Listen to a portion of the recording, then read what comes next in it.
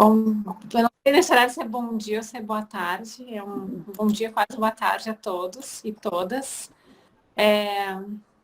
O Celso enviou para a editora da UFSPA um livro sobre como análise estatística do Covid-19. Nós ficamos muito felizes. Eu sou professora de filosofia, então... então eu estou rindo agora porque a Suzy, que é minha prima, acabou de entrar e mandou um oi. E nós ficamos muito felizes, foi o primeiro livro, nós trabalhamos intensamente para conseguir publicar esse livro rapidamente, e deu certo, eu fiquei muito impressionada com o livro, assim, achei uma perspectiva interessante e diferente a respeito dos números do Covid, e agradeço muito ao Celso pela parceria naqueles 40 dias para conseguir finalizar. Em tempos de pandemia, a gente também tem que trabalhar intensamente para dar a resposta o mais rápido possível, e fico muito feliz com essa palestra e lançamento em nível nacional do livro. Celso, parabéns pela obra, espero que todos gostem do livro. Obrigada, Ayrton. Eu queria também agradecer publicamente a Lúcia. A Lúcia tem sido incansável também para, entre outras coisas, para nos auxiliar na editora, para que a gente conseguisse fazer essa coleção, para que a gente publicasse também outros livros pela editora. E, Lúcia, uma vez mais, muito obrigada. Pedir para Lúcia para apresentar também essa nossa atividade. A Lúcia é a nossa reitora da UFSPA. Muito obrigado pela presença, Lúcia. Então, dizer da nossa alegria, né, com o lançamento, apesar desse momento tão difícil, de saber que a UFSPA está assumindo um protagonismo importante junto com a Unifesp nesse curso. A editora está trabalhando assim intensamente. Na UFSPA são mais de 100 ações, né, relacionadas ao enfrentamento da Covid-19. As universidades brasileiras, principalmente as universidades federais, têm trabalhado muito, e agradecer ao professor por ter enviado esse livro para a editora, para ser o nosso primeiro da coleção, e a professora Ana, que tem sido incansável, e a todas as pessoas que trabalharam, revisores, o nosso COI, aos professores do curso, dizer que é um momento de muito orgulho para nós. Excepcionalmente hoje, nós não faremos a inclusão, né, de novas pessoas na reunião durante a apresentação do professor Celso, mas todo o conteúdo vai ficar disponível na playlist do curso, como a gente sempre faz. Então, se vocês conhecerem alguém que está tentando entrar na sala e está com essa dificuldade, por favor, ajudem, né, avisando que infelizmente hoje a gente não vai ter essa possibilidade. Professor Celso, muito bem-vindo e fique à vontade. A gente passa a palavra agora. Obrigado, Daniela, muita gentileza sua. Obrigado à professora Ana Carolina, que foi minha parceira aqui na execução do livro, que deu todo o suporte possível para a gente conseguir um produto de boa qualidade. Agradeço também ao professor Ayrton, que me recebe aqui hoje, que me fez o convite por estar aqui hoje, agradeço.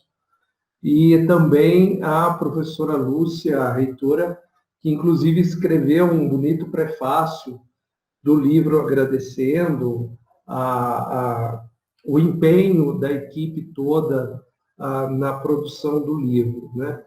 Então, de primeiro, assim, eu quero dizer que foi uma experiência muito bacana, que a gente teve... eu escrevi o livro em parceria com a professora Andréia Pavan Perim, e eu tive mais a interface com a professora Ana Carolina para fazer os ajustes e tudo mais.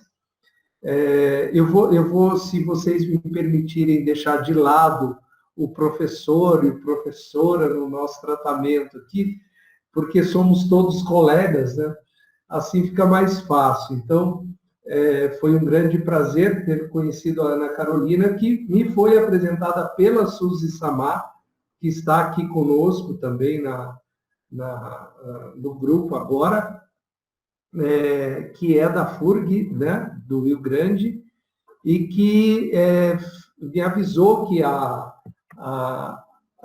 Universidade Federal de Ciências da Saúde ia produzir um material sobre o Covid, então eu já tinha uma pesquisa feita, já tinha um produto já em andamento, aí eu entrei em contato com a Ana Carolina e daí foi que eu e a Andréia, que é a minha coautora, avançamos no projeto e, salvo o melhor juízo, Ana Carolina, por favor, não me deixe falar bobagem aqui, salvo o melhor juízo, eu acho que foi o primeiro livro publicado no Brasil sobre a pandemia.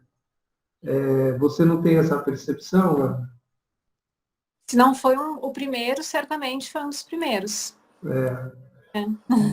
É isso mesmo, porque a gente fez realmente num processo interativo muito intenso para poder vencer as etapas de produção de um livro de forma mais rápida, mas não abrindo mão da qualidade, né, Ana? Que foi o que a gente pautou desde o começo. A gente fez tantas revisões quanto necessário, de modo que o produto final saiu de fato muito bom, e eu agradeço à editora que se esmerou nesse trabalho, que ficou realmente muito, me orgulho de ter feito esse trabalho junto com a professora Andréia, né, Ana? Nós ficamos com resultados também, foram exatos 40 dias. Exato, está vendo só? Foi finalizado no dia 6 de julho, 5, 6 de julho, então está fazendo exatamente um mês que a gente finalizou a produção do livro, né? Lembrando aos ouvintes que esse livro ele está disponível para o download gratuito no site da editora. Depois eu posso passar o link para vocês, ou a professora Ana também, para quem quiser. É um projeto, digamos que é um projeto filantrópico, né, porque não visa lucro nem nada, e foi muito bacana poder apresentar todos os resultados. Eu gostaria, professor Ayrton, não sei se eu consigo compartilhar a minha tela aqui. Sim. Consegue sim, professor. Logo abaixo tem ali apresentar agora. Ah, perfeito. Posso virar aqui que vocês estão conseguindo ver? Estamos acompanhando, professor. Muito obrigado, Daniela. Então, esse aqui é o começo do livro e eu já esclareço que nesse livro a gente fez, eu e a Andréia, nós fizemos 3 tipos de abordagem estatística. Uma abordagem na qual a gente estudou a taxa de crescimento dos novos casos diários. A outra abordagem que a gente fez foi o estudo das médias móveis. E a terceira abordagem foi do estudo dos óbitos. Nessas 3 abordagens, a gente fez uma comparação com o resultado da Itália, para poder ter um parâmetro de verificação da eficiência do combate à pandemia no Brasil, tá certo? Então, está passando um carro de som aqui pela minha rua, vai ficar ruim o meu áudio por alguns segundos. Eu vou começar aqui, então, mostrando a primeira abordagem, que é que é a abordagem da taxa de crescimento diária dos novos casos. Esse gráfico que você vê aqui na tela é um gráfico do número acumulado de infectados no Brasil. Esse é o gráfico mais comum de aparecer nas mídias. E como ele é um gráfico de números acumulados, de quantidade de infectados acumulada, ele é sempre crescente. Ele jamais vai ser decrescente. Porque ele só vai parar de crescer e se estabilizar quando o número de novos casos for 0. Então, enquanto isso não acontecer, ele vai continuar sendo um gráfico crescente. Então, se você olha para um gráfico como esse, você tem a impressão que as coisas estão piorando, porque o número de novos infectados aqui acumulados só aumenta, só aumenta, só aumenta. Então, esse não é o melhor gráfico para a gente acompanhar a evolução da pandemia, seja no Brasil ou em qualquer outro país, né? Então, eu mostro esse gráfico aqui inicialmente para dizer que não é por aí que você vai ter uma noção exata do que está acontecendo com a pandemia, com a evolução da pandemia no nosso país.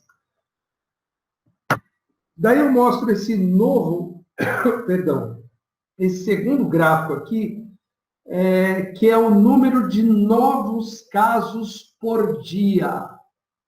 Então, agora, a coisa começa a ficar mais claro em termos de, como se diz, de interpretação. Vou aumentar aqui um pouco o tamanho. Acho que dá para aumentar até um pouquinho mais.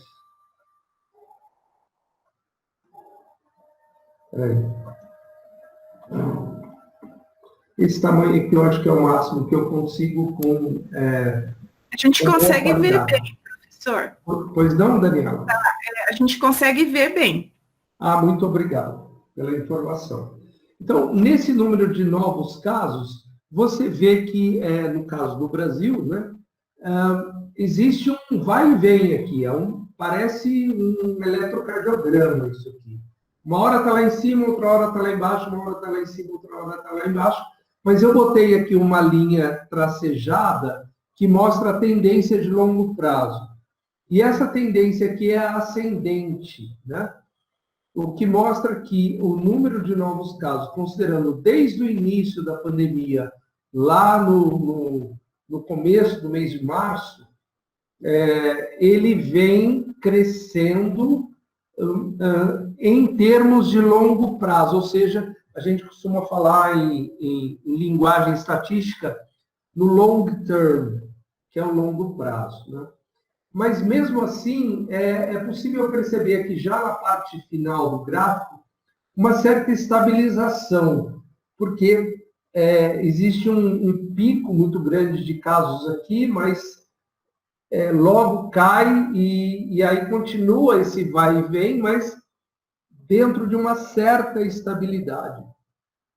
Portanto, esse gráfico aqui ajuda a compreender melhor, mas ele ainda não me dá as respostas exatas para eu avaliar a evolução da pandemia no Brasil, né?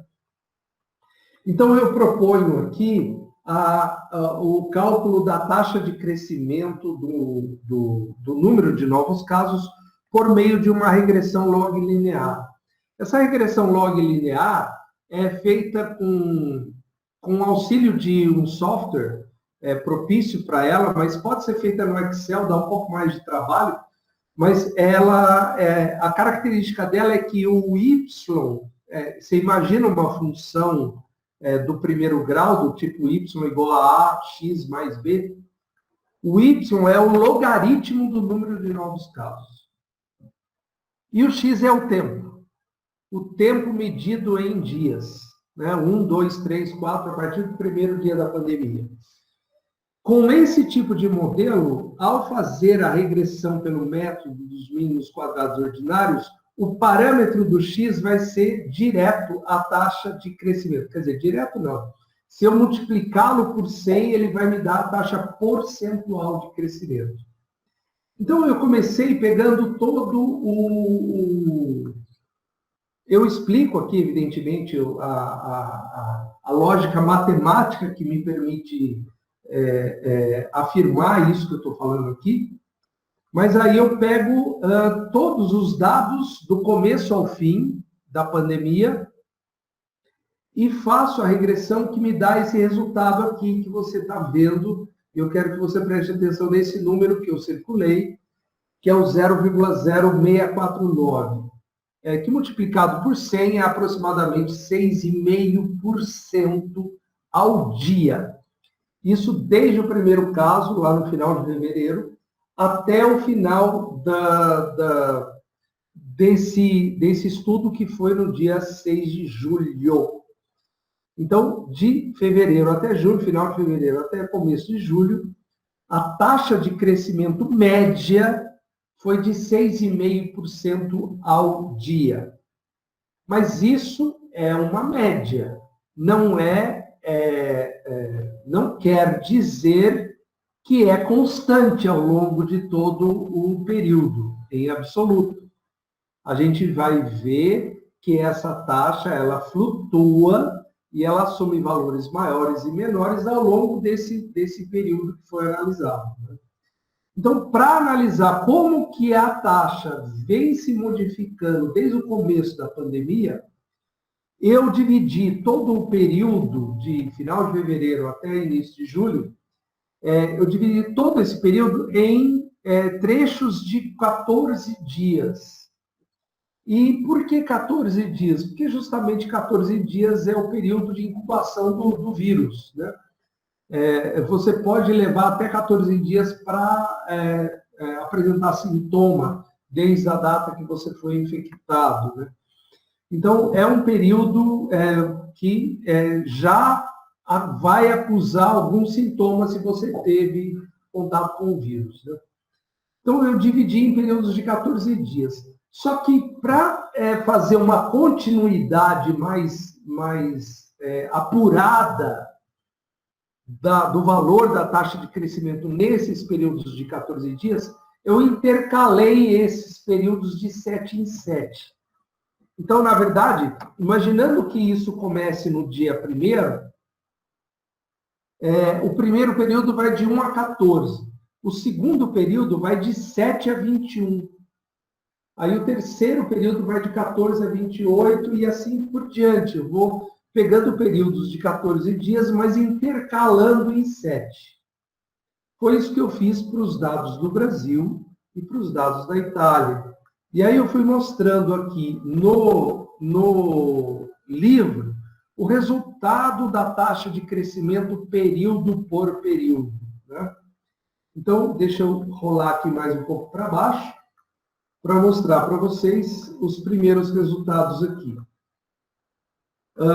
O primeiro período de 14 dias foi de 26 de fevereiro a 10 de março. E a taxa de crescimento foi de 30,8% ao dia.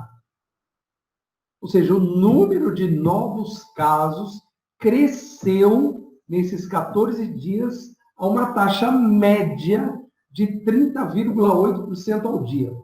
Aí você vai pensar assim, nossa, mas 30,8% ao dia de crescimento, isso é muito.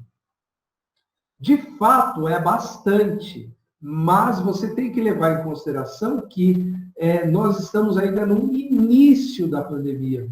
E quando o número de novos casos sai de 1 para 2, o aumento é de 100%. Entendeu? Se sai de 2 para 4, mais 100%. Então, como no início os números são muito baixos, então não é assustador o resultado dessa taxa na prática, né? 30,8% ao dia. Embora, por ser uma taxa média no primeiro período de 14 dias, é um resultado alto, sim. Já o segundo resultado aqui, do segundo período que intercala com esse, deu 24,9% ao dia. Você vê que já caiu, né? De 30,8% para 24,9%. É uma queda substancial, mas ainda é um valor alto. Pois não? Professor, a Sur está perguntando aqui, de 10 no primeiro dia passa para 13 no segundo? De 10 o quê? Vamos lá. Massur? Positivos. Não, no primeiro período, Mansur, o resultado foi 30,8% ao dia de crescimento. E no segundo período a taxa foi de 24,9% ao dia de crescimento. Isso no segundo período, que está intercalado na metade do primeiro, né?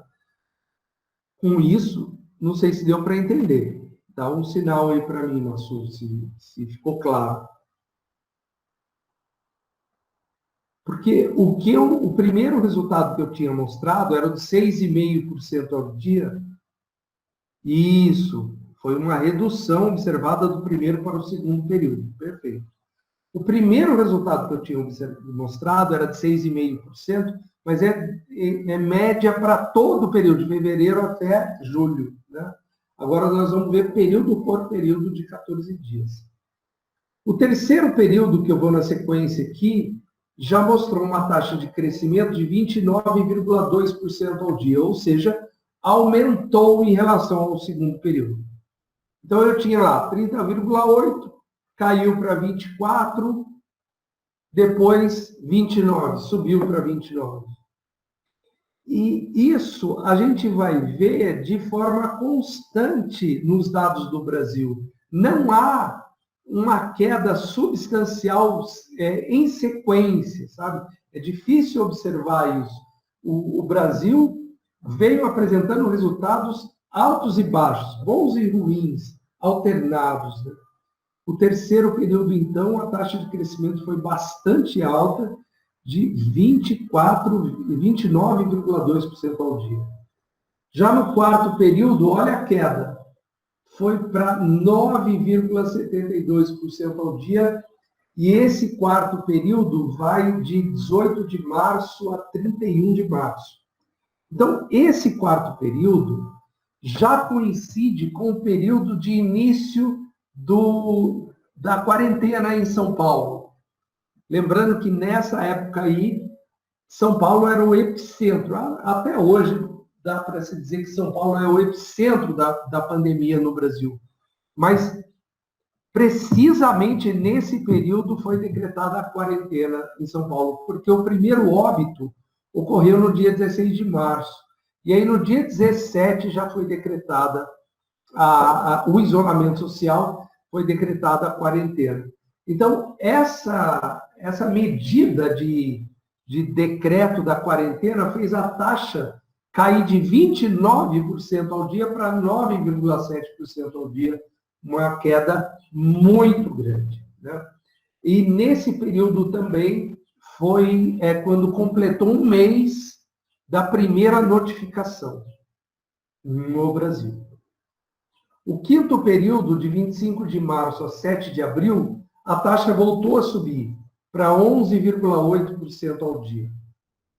Agora, a taxa sobe, mas ela não chega aos patamares que estava anteriormente, que era mais de 20%, 29%, 24%. Não.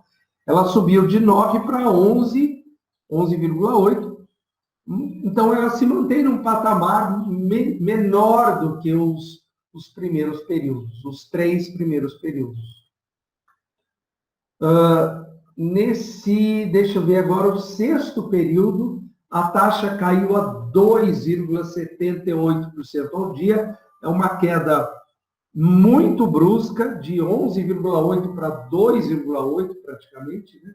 De 1º de abril a 14 de abril. Então, a gente começa o mês de abril já com uma taxa de crescimento bastante reduzida em relação ao início da pandemia. E eu estou falando aqui de crescimento do número de novos infectados. Contudo, essa taxa, mesmo baixa, ela ainda é positiva. Então, isso quer dizer que o número de novos casos continua aumentando diariamente, mas a uma taxa bem pequena de 2,78% ao dia. O sétimo período, de 8 de abril a 21 de abril, a taxa subiu para 3,6%. Então, você nota aqui que, ao longo dos períodos, a taxa cai e sobe, cai e sobe, cai e sobe. Nunca aparece 2 períodos seguidos de queda, né? Contudo, apesar da taxa ter subido agora, ela permanece num patamar de 1 dígito, ou seja, ela não volta mais para o patamar anterior que estava 9,8, 11, qualquer coisa. Não, ela permanece, ela sai de 2 para 3, ou seja, ela parece estar mais controlada.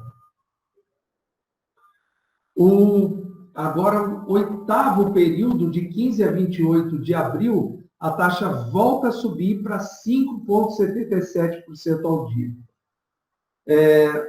Nesse período aí, de 15 a 28, ou seja, logo no começo dele, em 16 de abril, foi demitido o ministro da Saúde do Brasil, né? Logo no início desse período. Então, isso dá a entender que a demissão do ministro causou um certo descompasso nas medidas de proteção, possivelmente, eu não estou afirmando com certeza, mas eu sei que essa volta da taxa para patamares acima de 5% ao dia ocorre justamente quando o então ministro da Saúde, Luiz Henrique Mandetta, é demitido. O 9º período, de 22 de abril a 5 de maio, a taxa diminui um pouco para 5,10% ao dia. Mas ela insiste em ficar baixa, mas ela não cai a zero, né?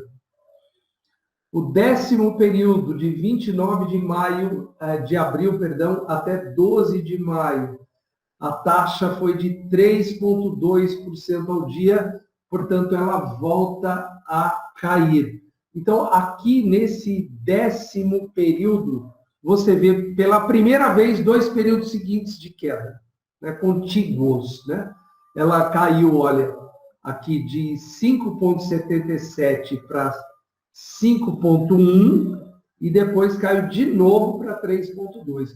Foi a primeira vez que isso aconteceu, já em meados do mês de maio.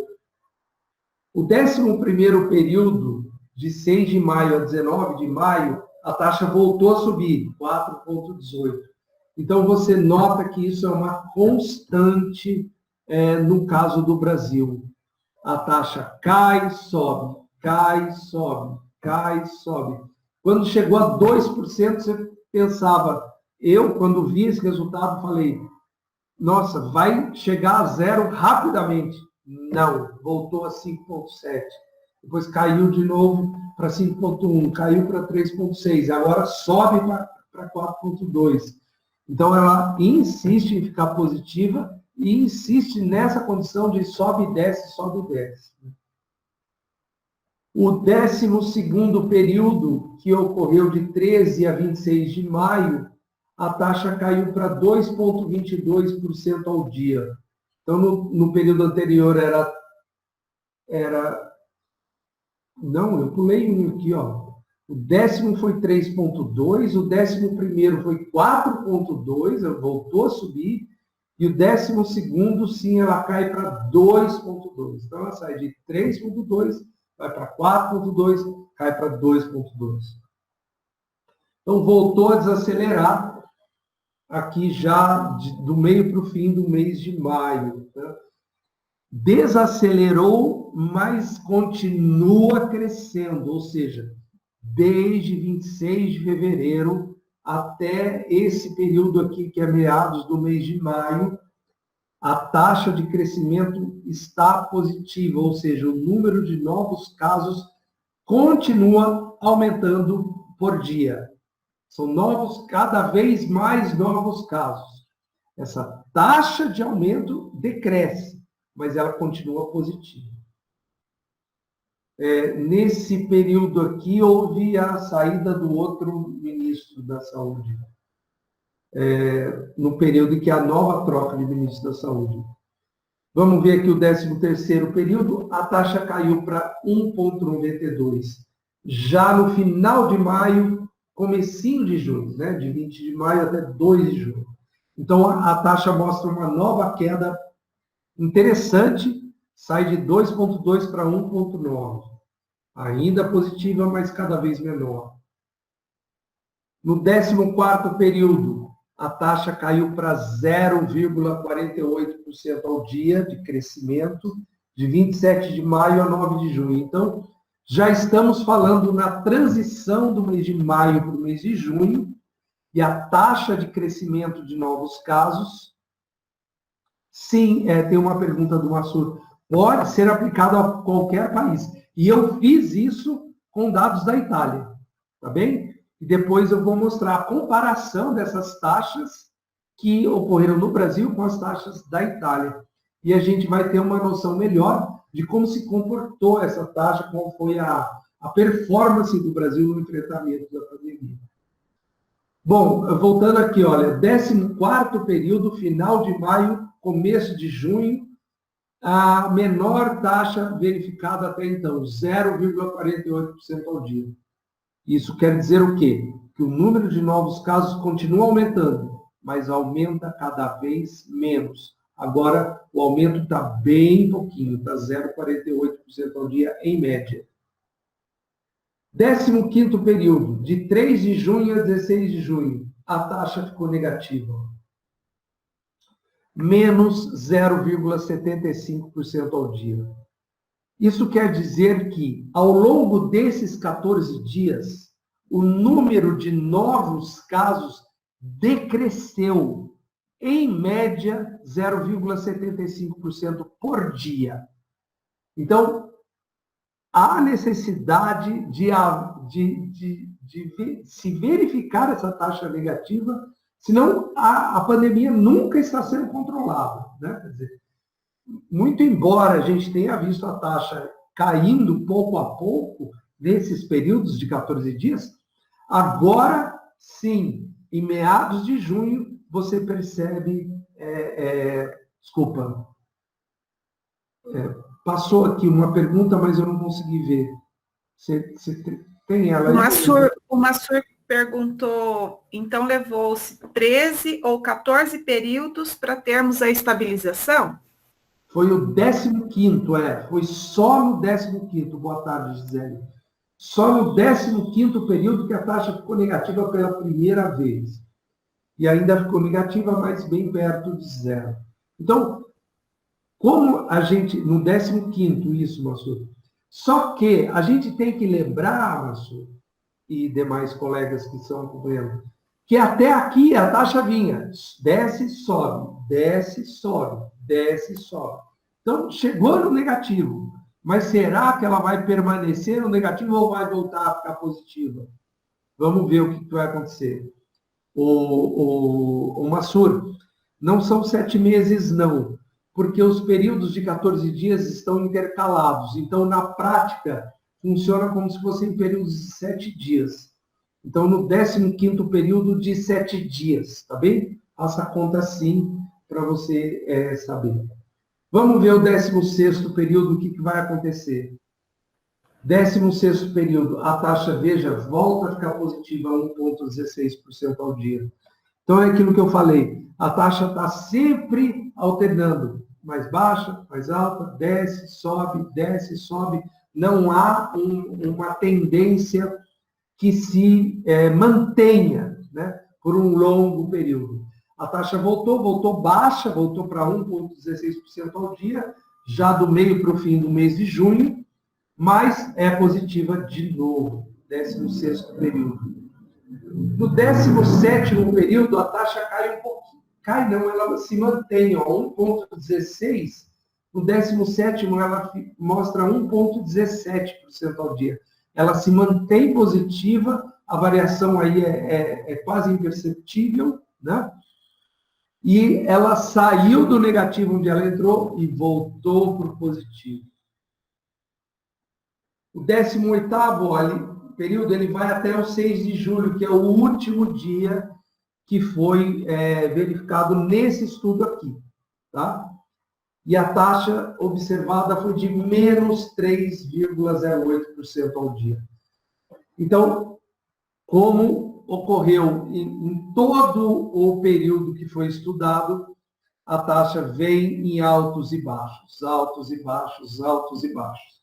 E ela terminou aqui o meu estudo, o estudo meu e da Andréia, com um resultado de menos 3% ao dia, o que é digamos que é alentador para os períodos seguintes, né? Só que nesse estudo aqui acabou aqui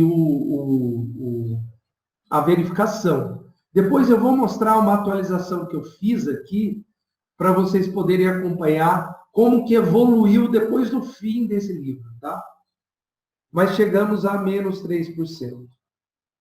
Daí eu coloquei aqui a evolução da pandemia na cidade de São Paulo para mostrar que, como São Paulo é o epicentro, o maior número de casos e tal, foi decisiva a participação de São Paulo para que a taxa no Brasil ficasse negativa, né? Então, veja, mês de junho aqui, olha, como começa a cair o número de novos casos. Então, o pico da pandemia já passou em São Paulo, né? Isso aqui é número de novos casos por dia, né? E aqui está a alteração diária em termos percentuais, período por período, eles também usaram 14 dias aqui, me parece. E a taxa de São Paulo, ó, de 16 de junho a 30 de junho, ficou em menos 2,3%. Então, a participação de São Paulo, a contribuição de São Paulo foi decisiva para a taxa no Brasil ficar negativa, né? Aqui você nota a redução a evolução das taxas por faixa de renda. É interessante observar isso, que esse vermelho que está aqui em cima, ó, é renda baixa. O outro vermelho mais claro é renda intermediária e esse cinza aqui é renda mais alta. Então, você nota que na renda baixa, as taxas sempre foram mais altas do que as das demais. Ou seja, quem mais sofreu com a pandemia foram os mais vulneráveis, socialmente falando, tá bem? Mas, mesmo a renda baixa teve queda significativa no mês de junho na cidade de São Paulo, assim como todas as outras faixas de renda. O movimento dessas faixas de renda é mais ou menos o mesmo, só que a renda baixa sempre está um patamar acima. Então, embora tenha a mesma direção, né, ela apresenta resultados superiores em termos de taxa de novos infectados, o que mostra a maior vulnerabilidade dessas pessoas. Aqui eu mostro como apareceu o mapa do estado de São Paulo em 3/7, pouco antes do final do meu estudo aqui, né? No qual a cidade de São Paulo já tinha uma redução drástica de número de novos casos, enquanto as demais regiões ainda estavam em evolução, né? Essas áreas vermelhas aqui ainda estavam em fase de alerta, tá bem? Agora eu vou mostrar para vocês a comparação dos resultados do Brasil com a Itália. Eu fiz o mesmo cálculo da taxa de crescimento diário no Brasil e na Itália. E eu mostro numa tabela primeiro, depois eu mostro no gráfico. Veja, o Brasil começou o primeiro período de 14 dias com uma taxa de 30,8% de crescimento ao dia, né? A Itália começou com uma taxa de 34,69% ao dia. A Itália começou o primeiro período de 14 dias dela com um avanço muito mais agressivo da pandemia do que ocorreu no Brasil. Já no segundo período, o Brasil registrou uma queda para 24,9%, a Itália caiu para 17,98%. A queda na Itália foi drástica. Como a gente já viu os dados do Brasil, período por período, eu vou focar aqui, gostaria que vocês focassem mais nos dados da Itália. Veja, cai de 34 para 17, depois cai para 12, depois cai para 6 e depois menos 1,94, e aí fica negativa para o resto. É impressionante o que a Itália fez. O quarto período de 14 dias na Itália, que corresponde a 4 de 7 dias, portanto, foi questão de um mês. Eu contei os dias, isso deu 40 dias, em termos de dias contados. Com 40 dias da primeira infecção, primeira notificação de infecção, a Itália já tinha crescimento de novos casos negativo, né? A taxa de crescimento já era negativa. Foi um enfrentamento fantástico que a Itália fez, olhando por esse prisma, né? Foi um lockdown, enquanto no Brasil as medidas de distanciamento, de isolamento, de quarentena foram brandas, foram suaves. Na Itália isso foi tratado com muita seriedade, num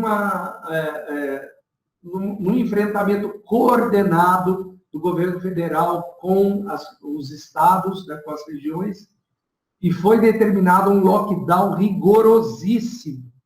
Exatamente, mas por isso a gente chegou a 100.000 óbitos. O lockdown deles foi muito eficiente, porque eles não podiam sair para nada, eles tinham que ter uma autorização para ir ao supermercado, é uma coisa assim que no Brasil é impensável. Mas veja que beleza o resultado, né? Saiu de 34 para 17, depois 12, depois 6, depois 1,9 negativo. Daí já chega a 4, menos 3, menos 4, menos 3, menos 3, menos 4, menos 6, menos 5, ou seja, vai continuando negativa, negativa, negativa, negativa.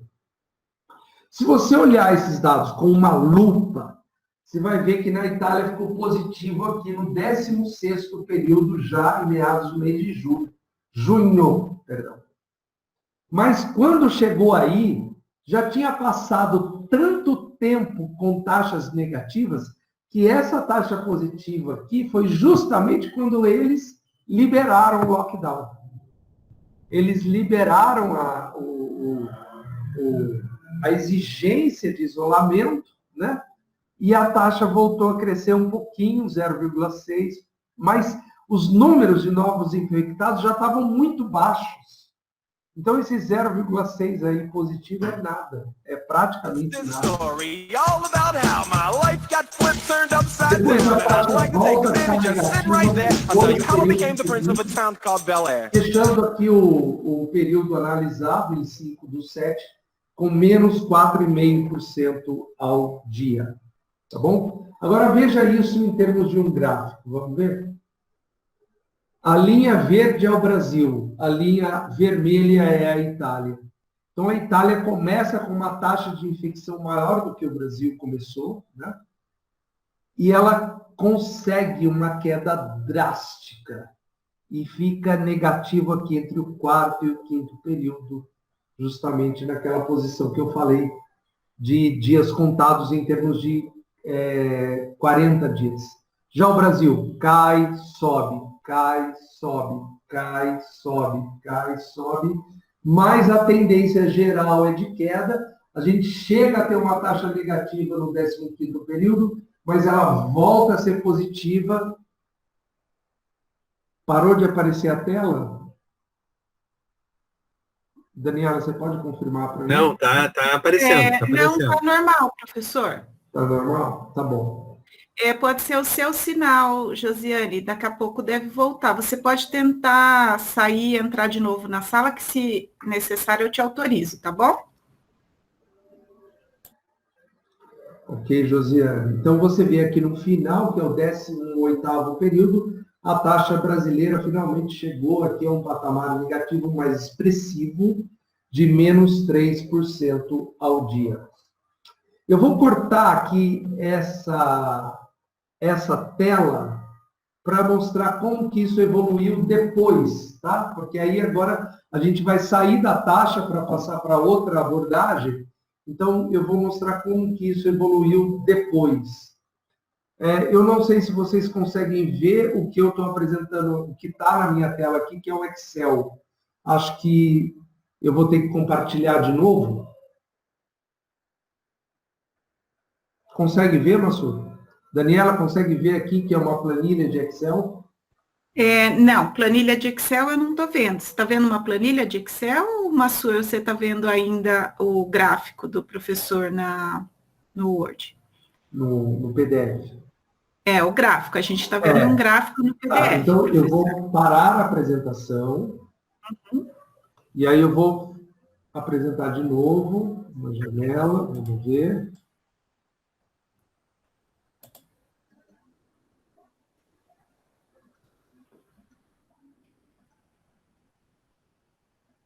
Agora aparece um gráfico e uma tabela ao lado. Isso, agora sim, professor. Perfeito. Então, lá eu tinha parado no 18º período, né? E aqui eu consegui mais 4 períodos, porque passou-se um mês daquele último resultado, né? E você nota aqui, deixa eu tirar e aumentar aqui um pouquinho. A Itália estava aqui com suas taxas sempre negativas, né? Ela volta a ser positiva, mas muito baixinha no final, nesse último período já, começo do mês de agosto, tá bem?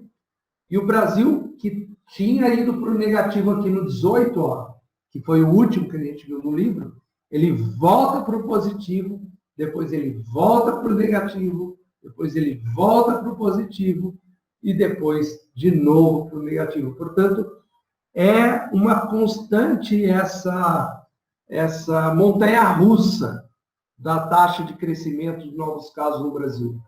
É uma no cravo, uma na ferradura, ou seja, um resultado bom, negativo, depois volta a crescer, fica positivo. Depois cai de novo e volta a crescer e tal. Os números estão aqui do lado, veja. O último período aqui, o 22º período, apresentou taxa de crescimento de menos 3,46% ao dia. É a menor taxa de todo o estudo feito até aqui, tá? É a menor taxa.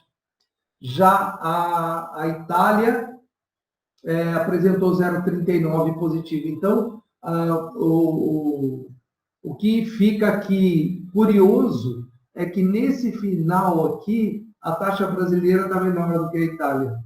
Pela primeira vez desde o começo. Ó. Só no começo que a taxa brasileira foi menor, depois a Itália já caiu, continuou sempre. Aqui teve um breve entrelaçamento, e aqui a taxa brasileira fica menor que a da Itália de novo. Então, a expectativa daqui para frente é que a taxa se mantenha nesses patamares negativos para que o número de novos casos vá decrescendo. Isso já aconteceu na Itália, porque ela ficou tanto tempo no negativo que o número de novos casos caiu a poucas centenas por dia, né? Então, fechou aqui o estudo com 100 e poucos novos casos por dia na Itália, o que é bem pouco em comparação com o início, né? Eu vou voltar para o livro, vou parar a apresentação aqui, para mostrar a segunda abordagem, que é a das médias móveis. Tá ótimo. Vocês voltaram aqui, então, comigo para o PDF, né? Então, lembrando, o Brasil parou aqui no 18, perto da Itália, mas o Brasil voltou para o positivo, voltou para o negativo, voltou para o positivo, voltou para o negativo depois. Né? Agora, no capítulo seguinte, eu sugiro, né, sugiro fazer um estudo usando médias móveis. Por que é legal fazer um estudo de médias móveis? Veja. Professor, antes do senhor entrar nisso, vou passar uma pergunta do Massur. Então, de uma forma geral, após o intervalo de tempo maior que a Itália, maior número de mortes e aumento no Sul, o senhor acha que a gente passou o dito pico no Brasil? Sim, eu não tenho dúvida, o Massur. O pico da pandemia já foi vencido, já, né? O número de novos casos já está em tendência decrescente, ok? Isso é uma boa notícia, que a mídia não dá, né? É impressionante. Mas, enfim, o que eu vou falar agora é um pouquinho das médias móveis. A ideia de média móvel, ela parte de um estudo que eu costumo fazer com preços de ações, né? Existe uma estratégia para investimento em ações que usa médias móveis. Eu vou explicar em poucas palavras. É assim, a gente, com uma série histórica do preço de fechamento das ações, do preço das ações no pregão da Bolsa, a gente faz uma média móvel curta e outra longa e coloca no gráfico de média móvel, né? Quando a média móvel curta cruza a longa de baixo para cima, isso significa a reversão da queda e indica que é um bom momento para comprar a ação. Por outro lado, quando a média móvel curta cruza a longa de cima para baixo, significa a reversão da alta. É um bom momento para vender. Então, o que eu fiz aqui? Qual foi a minha analogia aqui? Eu falei, vou fazer um estudo com os novos casos e com os óbitos no Brasil, com média móvel curta e média móvel longa. E vou ver se eu consigo detectar o cruzamento da curta com a longa, de cima para baixo, que é o que eu quero, né? Que é a reversão da alta, tá certo ou não? Então, foi esse o motivo de eu usar as médias móveis para o Covid, né? Eu fiz duas médias móveis, uma de 5 e uma de 10 dias, tá? Nesse gráfico que você vê agora na tela, a linha tracejada significa o número de novos infectados, é o dado bruto, tá bem? A linha verde é a média móvel curta e a linha preta é a média móvel longa. O que eu quero ver aqui, o que eu estou procurando é um cruzamento da linha verde com a linha preta, de cima para baixo. Eu quero ver a verde cruzando a preta de cima para baixo. Esse cruzamento ocorre aqui, ó, nesse trecho aqui, ó, lá em meados de junho, né?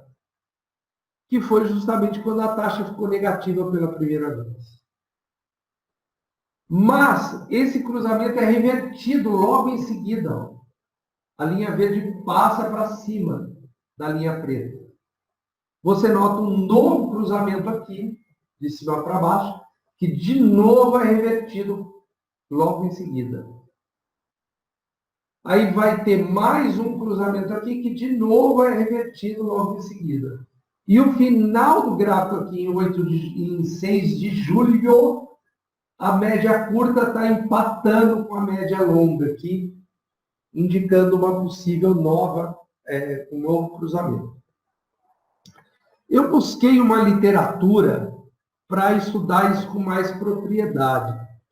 E essa literatura, ela diz respeito a finanças do mercado de capitais, porque, como eu disse, isso é usado para preço de ações, né? E o que a literatura me traz de explicação é a seguinte. Para configurar uma reversão de alta, o cruzamento da curta com a longa tem que ocorrer em movimento descendente. Se não for um movimento descendente, é um falso sinal de reversão.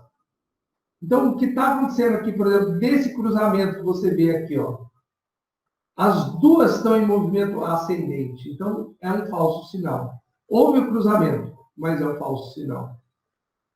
Aqui tem um cruzamento em movimento descendente, mas o movimento já vira ascendente logo em seguida. Então, não dá tempo de configurar, né? Então, quando termina aqui o estudo, as duas médias estão em movimento descendente, tá vendo? Ó?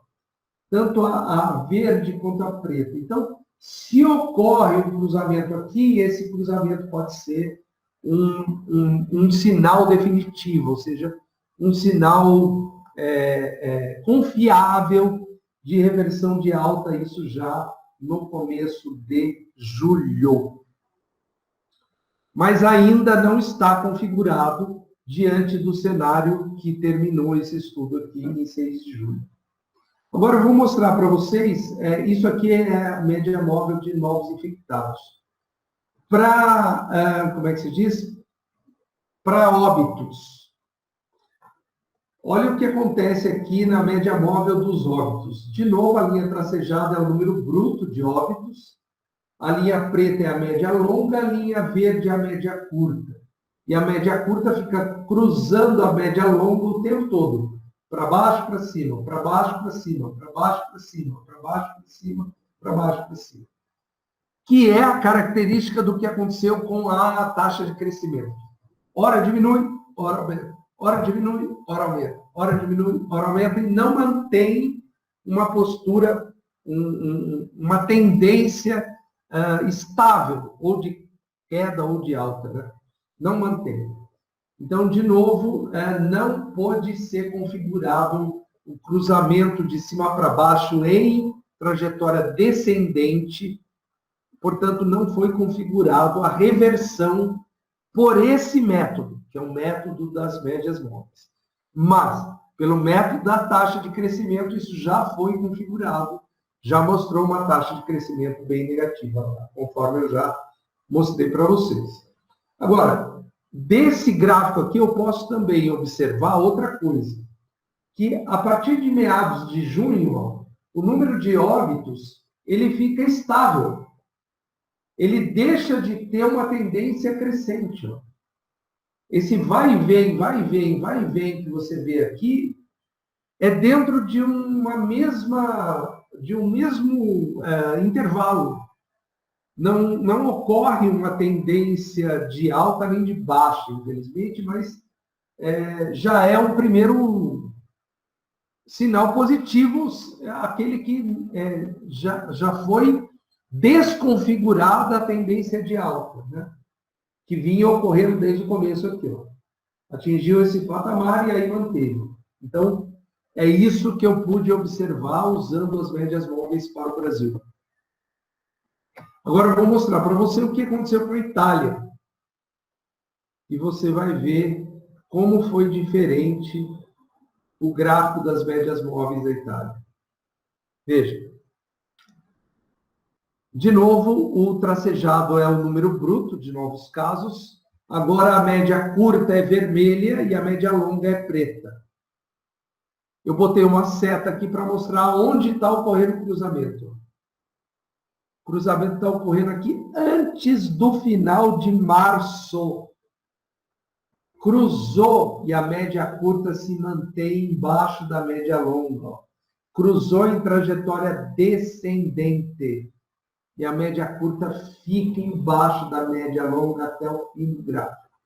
Portanto, a reversão de alta foi configurada no gráfico da média móvel italiana, no número de novos casos, já no final de março, o que caracteriza aquilo que eu falei desde o começo, que a Itália reverteu um mês depois da queda, do início da pandemia, né?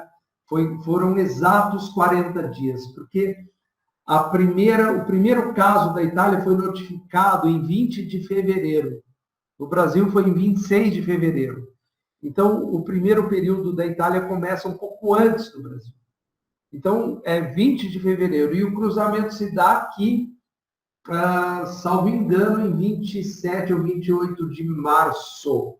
Portanto, algo entre 30 e 40 dias depois do início da pandemia, ele já tem um sinal claro de reversão de alta, e a partir daí foi só queda até o fim.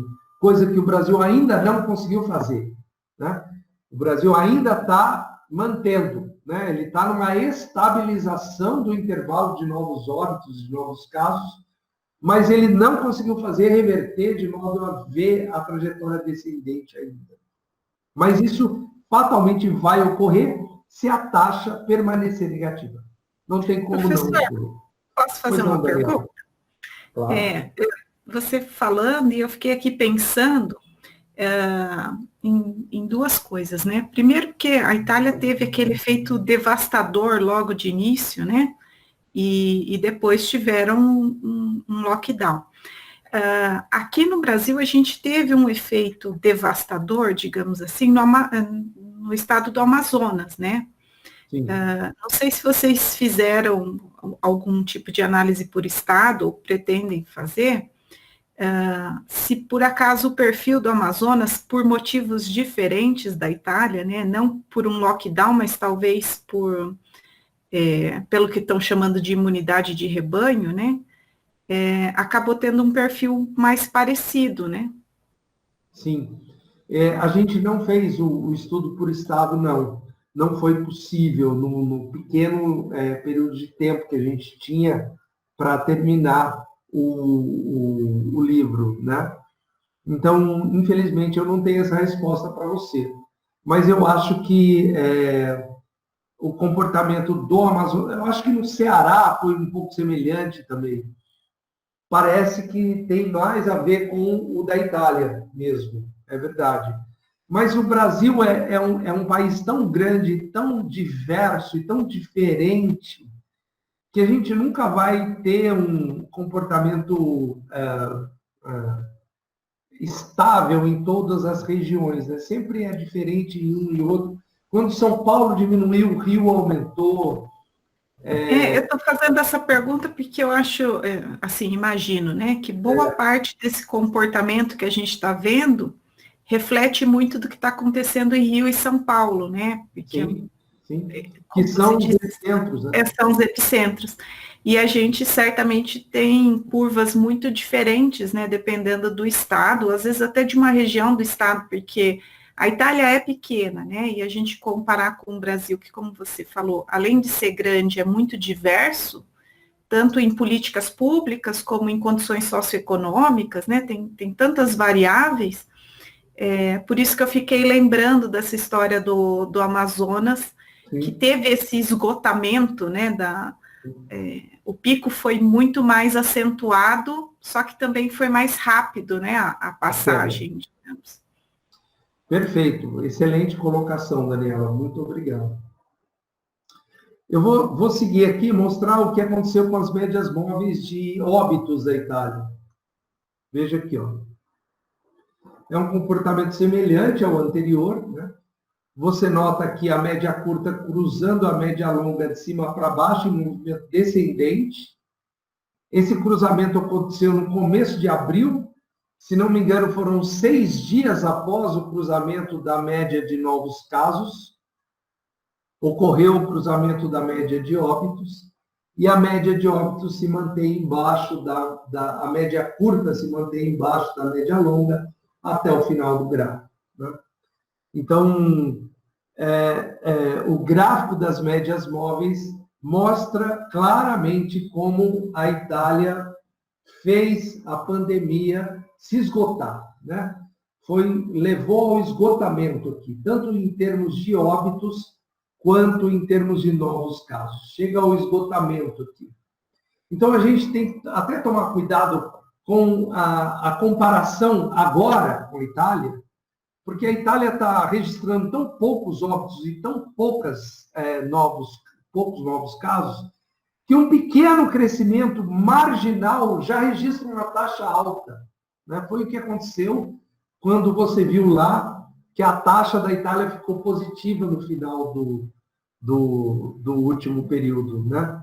Mas ficou positiva porque o número absoluto é muito baixo. Então, um pequeno aumento de unidades já provoca um resultado positivo na taxa, tá bem?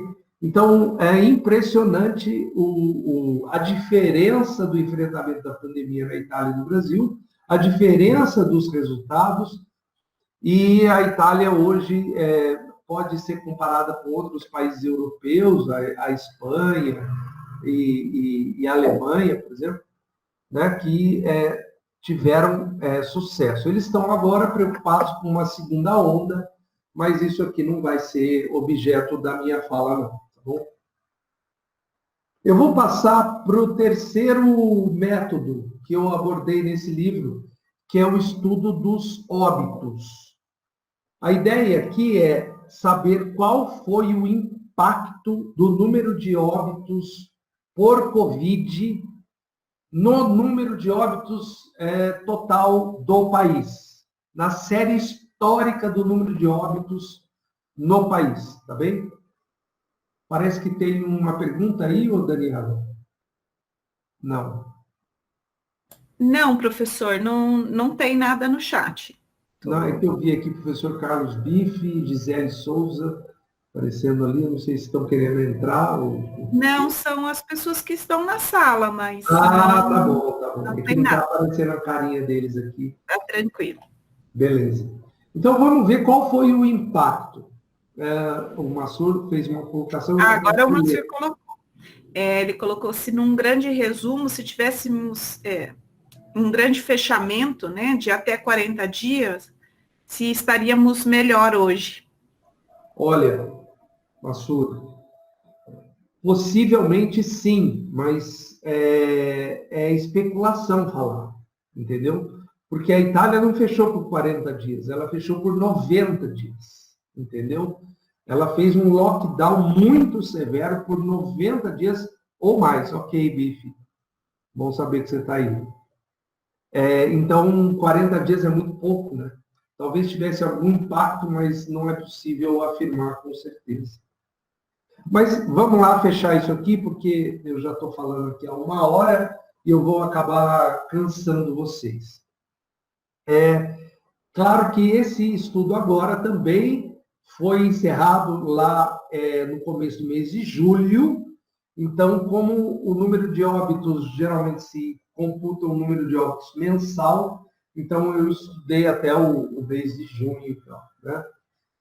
Vamos ver o que aconteceu nos dois países. Para saber qual foi o impacto, primeiro eu coloco aqui um gráfico mostrando a evolução da população italiana e da população brasileira. Né? Parece que as duas linhas são horizontais, mas não são.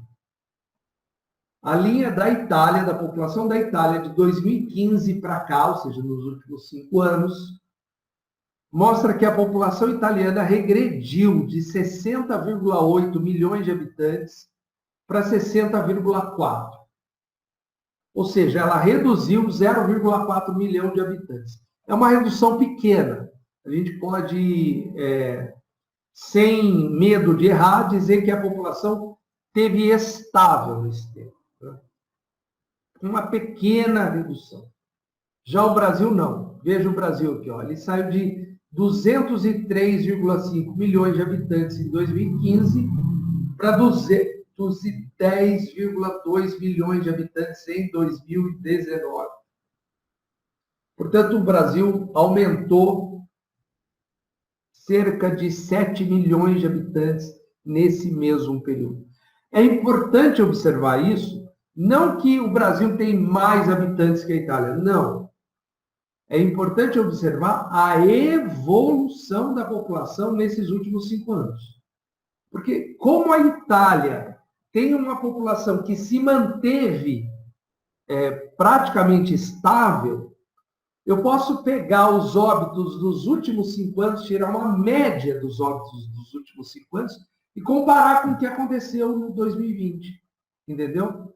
Já o Brasil, não. Eu não posso fazer isso. Porque nos últimos 5 anos, a população veio crescendo. Então, é de se esperar que o número de óbitos cresça também. Então, eu não posso fazer, no Brasil, uma comparação do número de óbitos em 2020 com a média dos últimos 5 anos. Não posso. Tá bem? Então, eu tenho que fazer uma adaptação desses dados aí. Veja o que foi que eu fiz aqui junto comigo. Ó. O número de óbitos do Brasil, veja como cresce. Ó. É uma linha tracejada, essa linha tracejada é a linha de tendência de longo prazo. E começa aqui em janeiro de 2015, vai até maio de 2020. E você nota que o número de óbitos cresce ao longo do tempo. Tá? Então, não dá para eu comparar 2020 com a média de 2015 a 2019, porque vai dar distorção. Então, o que eu fiz? Eu peguei aqui, olha, no Brasil, estou falando do Brasil, tá? Número de óbitos em janeiro mais fevereiro.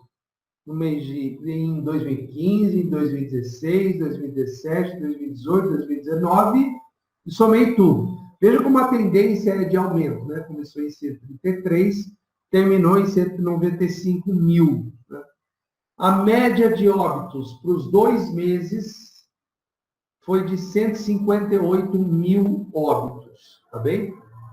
Média de óbitos para o bimestre janeiro-fevereiro. Em 2020, o número de óbitos em janeiro-fevereiro foi de 197.485. Note que a média aqui era de 158 mil, né? 158.135. E o número de óbitos, isso de 2015 a 2019.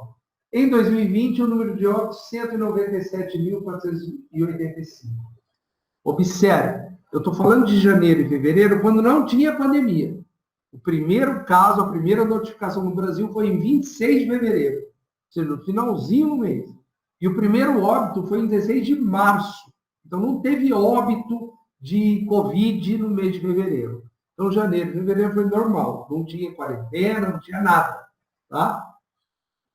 Eu calculei o quanto aumentou o número de óbitos em 2020 em relação à média de 2015 a 2019, para janeiro e fevereiro. Deu um aumento aqui de 24,88%. Grosseiramente falando, 25%. Então, em 2020, os óbitos em janeiro e fevereiro foram 25% maiores do que a média dos óbitos de janeiro e fevereiro de 2015 a 2019. Dos 5 últimos anos. Muito bem. Para que vai servir para mim esse resultado aqui? Eu vou pegar a média de março. Março não, porque entrou a pandemia no meio de março, com um óbito no Brasil. Então, vou pegar abril e maio. Vou pegar a média de abril dos últimos 5 anos e vou aplicar 25% de alta, que é o esperado. E ver qual é o número esperado de óbitos de abril para 2020 e comparar com o número real. E vou ver se o número real de óbitos realmente foi maior do que o esperado. Vou fazer isso para abril e para maio, ok? Então, vamos lá. Resultados. Abril e maio, tá lá, 2015 a 2019. Peguei a média, né, de cada um deles. Agora, por exemplo, abril, né? 83.420 é a média. Eu vou aplicar 24%, 24,88% em cima desse número. Vai dar 104.178. É o número de óbitos esperado para abril de 2020. Para maio, a média foi 90.045. Aplicando o mesmo percentual, vai me dar um valor de óbitos esperado em 2020 de 112.451 para o mês de maio. Muito bem. E o que aconteceu? Os óbitos de abril de 2020 foram 110.132. O esperado era 104.178. Ou seja, houve 5.954 óbitos a mais do que o esperado. Sabe quantos óbitos teve de Covid no Brasil em abril? Está aqui, ó. 5.670. Portanto, o Covid foi sozinho responsável pelo avanço do número de óbitos do Brasil em abril, num total de 5.670 dos 5.954 que aumentou em relação ao valor esperado. Eu tiro isso em porcentagem em relação ao valor esperado, 5,71%. Trocando em miúdos, isso quer dizer o seguinte: no mês de abril, o número de óbitos no Brasil foi 5,7% maior do que o número que deveria ser, o número esperado de óbitos. E esse aumento foi por causa da Covid. Tá bem? Então, a Covid causou um aumento de 5,7% no número de óbitos no Brasil em abril. Vamos ver o que aconteceu em maio? Fazendo a mesma conta, olha aqui, ó. O aumento de número de óbitos provocado pela Covid em maio foi de 11,75%. Eu não fiz as contas para junho, porque eu não tinha o resultado da Itália para comparar. E como esse estudo é um estudo comparativo, da Itália eu só tinha abril e maio. Então eu fiz abril e maio para o Brasil. O número de óbitos no Brasil, eu obtive num site chama Transparência Brasil. É o site dos cartórios, tá bem?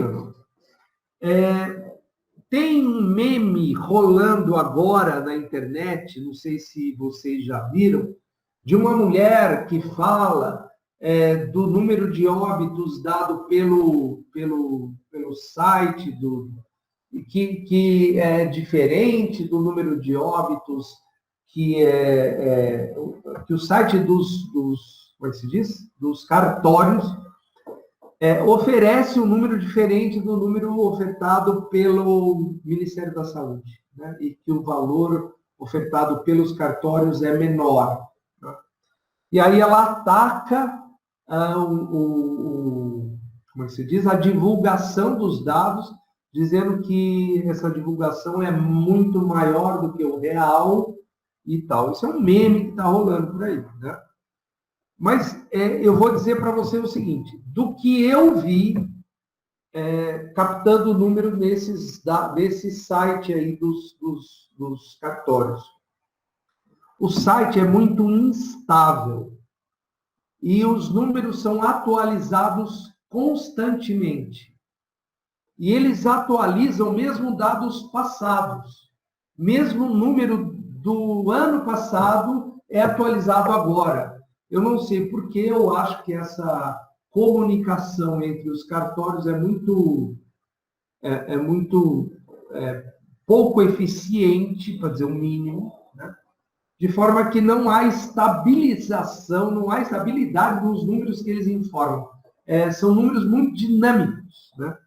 Então, todo esse resultado que eu publico aqui, eu digo aqui no texto, inclusive, que referem-se aos dados coletados em 6 de julho. Tá? Então, se alguém fizer provavelmente esse estudo hoje, talvez encontre um resultado ligeiramente diferente por conta dessas atualizações que o site do cartório faz. Então, esse meme aí que rola na internet não é muito bem, não é confiável, tá? Vamos ver o que aconteceu na Itália? Já que a gente está falando, e esse é o último dado de comparação, portanto, aí eu vou encerrar aqui a minha fala. O número da Itália eu mostro por meio desse resultado aqui, que vem do Istat, que é um Instituto Italiano de Estatística, tá bem? E ele já fornece o resultado para mim, eu não preciso calcular nada, tá? Aqui são as regiões da Itália, e aí, diferentemente do Brasil, os italianos não mostram o resultado dos óbitos para todo o país, mas sim para 93, qualquer coisa por cento da população. Aqui, ó, 93,5% da população residente. Né? Porque tem muito italiano que mora fora da Itália, eu acho, né? Por isso que você não consegue os dados de todos os italianos. Né? Enfim, eles têm esse cuidado nos números. Eu vou tentar aumentar para ver se você consegue enxergar melhor, porque os números estão bem pequenininhos aqui. Ó. Aqui você vai ter, ó, variação percentual de janeiro e fevereiro, variação percentual em março e variação percentual em abril. Então, corrigindo para a Itália, eu tenho março e abril. Vamos lá embaixo o meu resultado. Janeiro e fevereiro, os óbitos na Itália caíram 6,8%. Janeiro e fevereiro não tinha Covid ainda fazendo óbito na Itália, tá? Então, o número de óbitos em janeiro do bimestre caiu 6,8% em relação à média dos 5 anos anteriores. Lembrando que a população da Itália é estável, então não há necessidade de fazer essa correção que eu fiz no Brasil. Já aqui, março, o número de óbitos cresceu 48,6%. E em abril cresceu 33,6%. Então, para você saber que isso aqui, olha, vou jogar para a esquerda para você ver o que é, ó. Itália, tá? É a linha da Itália geral, não é uma região, não, é toda a Itália. E esses dois números aqui, ó, olha para a coluna, é variação percentual em março, variação percentual em abril.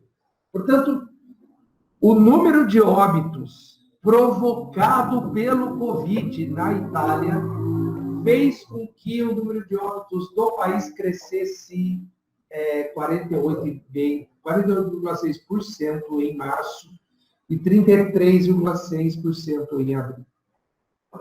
No Brasil, esses percentuais foram 5,7% e 11,5%. Então, embora em números absolutos o número de óbitos no Brasil seja muito maior do que o número de óbitos na Itália, em termos percentuais, o aumento dos óbitos provocados pelo Covid no Brasil foi muito mais brando do que na Itália. Então, a mortandade, digamos assim, causada pelo Covid na Itália foi muito mais devastadora do que no Brasil. Aí você vai falar assim, então a Itália não foi tão eficiente assim no combate à pandemia? Olha, a minha tese para explicar isso é que a população italiana é muito mais velha do que a população brasileira. A idade média na Itália é muito mais alta que a idade média brasileira. Portanto, com mais pessoas idosas, você tem mais grupo de risco, maior grupo de risco, que são as pessoas que mais sofrem, que mais apresentam óbito, entendeu? Então, nesse aspecto, pois não, Daniela? E também, pelo menos foi bem noticiado, né, o esgotamento do sistema de saúde lá, né? Foi. Verdade. Isso aconteceu. Acho que é isso que é tão difícil de entender, que a gente precisa ter esse pico não tão acentuado, né, mas ele distribuído ao longo do tempo, justamente para evitar esse esgotamento, né?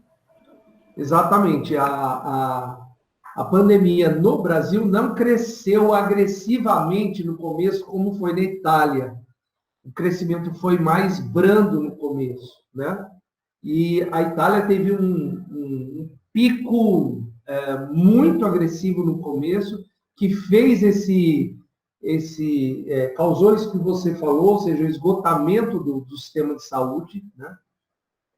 E isso se refletiu aí no número de óbitos no mês de março, no mês de abril, embora a gente veja que já no mês de abril a Itália já tinha revertido a alta dos casos, né? Já começava a haver a queda no número de óbitos e no número de novos casos. Então, a gente tem aí 3 cenários bastante distintos entre Brasil e Itália, que a gente tem que tomar muito cuidado em termos estatísticos, em termos matemáticos, para fazer a comparação. Sempre isso eu tento trazer para o livro, que não é uma questão de olhar só para o número, né, Daniela? Como você mesmo está levantando aqui a ideia. A gente tem que ver que população é essa da Itália, que sistema de saúde é esse. Não é apenas olhar o número, né? Mas tentar interpretar o número com a realidade local que a gente percebe e que a gente sabe que existe, correto? É uma coisa que a gente tem discutido, né, com algumas pessoas que vêm apresentar aqui nas quartas-feiras, é que a gente tem uma diversidade muito grande agora, né, um número muito grande de maneiras de interpretar esses dados que estão sendo gerados, né? Então, assim, você tem fontes de dados diferentes, que têm as suas particularidades, como você bem levantou essa que usou no livro, né? A gente tem essas atualizações dos dados, então, quer dizer, se eu faço a mesma análise num segundo, né? 3 dias depois, eu posso encontrar resultados ligeiramente diferentes, provavelmente não muito diferentes, mas o número vai sim estar diferente. A gente tem essa propagação de informação falsa, né, manipulando, né, esses números.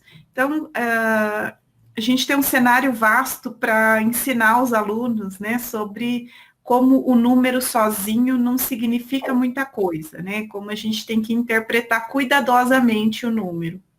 Sem dúvida. Então, ali, Daniela, quando eu fui mostrando a taxa de crescimento período por período, eu fui pontuando o que aconteceu naquele período, né? Então, o ministro da Saúde foi demitido, nesse período aconteceu alguma coisa em São Paulo, ou nesse período houve um relaxamento da quarentena, e assim por diante. Para a gente poder entender, não é só olhar para o número, né? Agora, uma coisa que eu percebi, que ficou para mim bastante claro quando eu fiz esse estudo, é que a mídia, em geral, não tem interesse de divulgar estudos sérios sobre o Covid. Ela tem interesse de divulgar o estudo que dá o maior impacto, né? E por isso as pessoas acabam até se afastando dos noticiários, né? Porque é uma avalanche de notícias ruins em cima de outras notícias piores e que só serve para gerar pânico na população, né? A Gisele está lembrando aqui, né, que a gente tem uma estatística bem triste, né, que que a gente está no ranking número 1 no mundo em número de mortes de gestantes, né? Foi um dado que saiu agora recente, né, que boa parte, a grande maioria das gestantes que faleceu de Covid, pelo menos documentada, né, é do Brasil. Então, é uma estatística bastante... Essa acho que não dá para contestar muito, acho que não está tendo muita discussão sobre a veracidade desse dado, né? É uma informação lamentável, mas que não deve ser encoberta, né? Tem que ser divulgada, até no sentido de fazer as autoridades da área de saúde terem um norte a seguir, né? Um enfrentamento, um número para conseguir reverter. Né? Então, Daniela, eu termino aqui o meu livro, tá? Eu faço aqui algumas considerações finais e tal, e apresento todos os cálculos. Então, eu espero que a audiência aqui tenha sido, como é que se diz? Deixa eu parar a apresentação aqui. Tenha acompanhado, embora eu, às vezes, falo muito rápido ou com muita informação ao mesmo tempo, eu procurei ir mostrando as características do estudo, né? E agradeço o convite, agradeço a honra de estar aqui dividindo essa informação com vocês. Foi uma apresentação muito rica, professor. Se alguém tiver alguma pergunta que ainda queira fazer, né? O Massur foi fazendo durante a apresentação e a gente foi passando, mas se alguém mais quiser fazer algum comentário ou pergunta, sinta-se à vontade. Bom, eu também gostei muito. Posso? Não, pode falar. Parabéns, Celso, pelo livro e o aspecto importante nessa pandemia, que fica mais em evidência, a importância da setorialidade, interdisciplinariedade, né? É evidente que a gente só vai conhecer melhor estratégias efetivas se estiver trabalhando com diferentes saberes, né?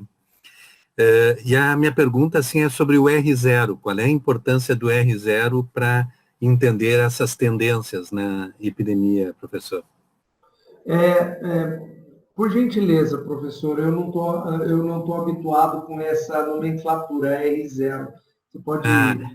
Isso. Em doenças infecto-contagiosas, o R0 é o poder de uma pessoa infectada contaminar outras. Então, no início da epidemia, aqui no Brasil, era em torno de 2,5 a 3. Então, cada pessoa infectada contaminava 2 a 3 pessoas. Agora é um pouco acima de 1.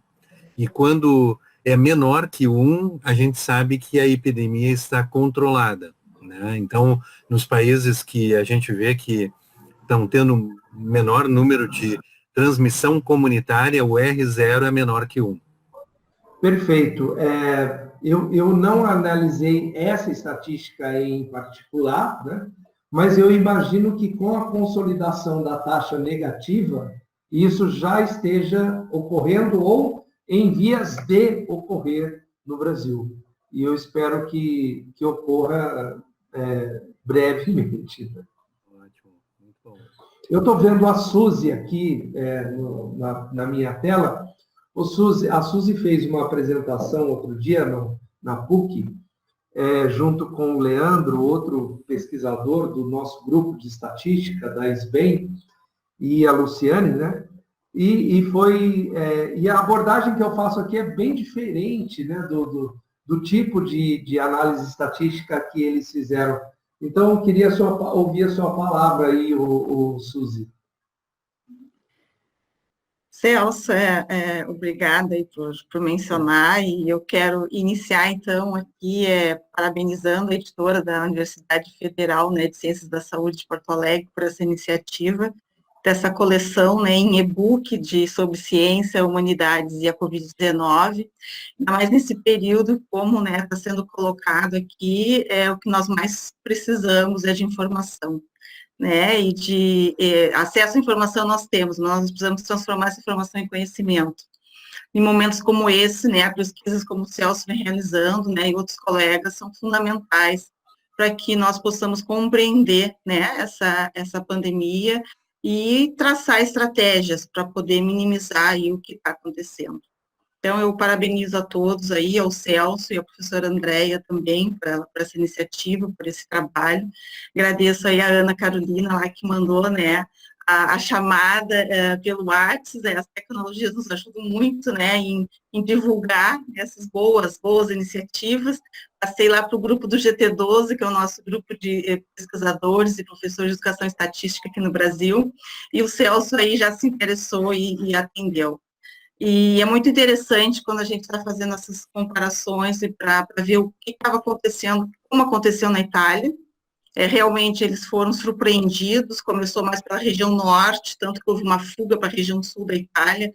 Então, a Itália, apesar de um país pequeno, teve um comportamento, né, não foi todo o país ao mesmo tempo que viveu a mesma situação, mas houve, né, uma sobrecarga do sistema de saúde, e os outros países, pela experiência que a Itália teve, puderam então se preparar. E o Brasil já começou, né, desde cedo com algumas ações. Então, o que a gente nota não é esse aumento tão exponencial, né, Celso? O Brasil conseguiu agora manter um platô, não onde nós gostaríamos, porque a média está em torno de 1.000 mortes, né, e nós gostaríamos que isso fosse bem, uma curva bem mais achatada, mas que, infelizmente, o nosso distanciamento social não está conseguindo, né, os resultados que nós esperávamos. Parabenizar pelo trabalho.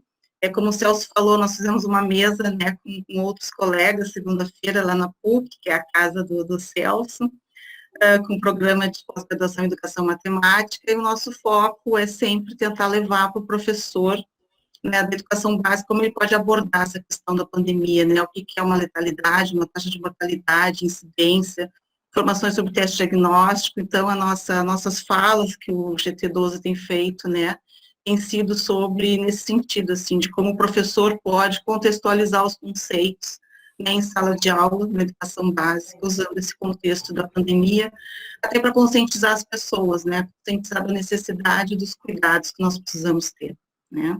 Então, parabéns aí a todos pelo trabalho. A gente está recebendo, né, alguns parabéns aqui pelo chat, professor, do seu trabalho, do Massur, do professor Carlos Bife, da Vânia Marques.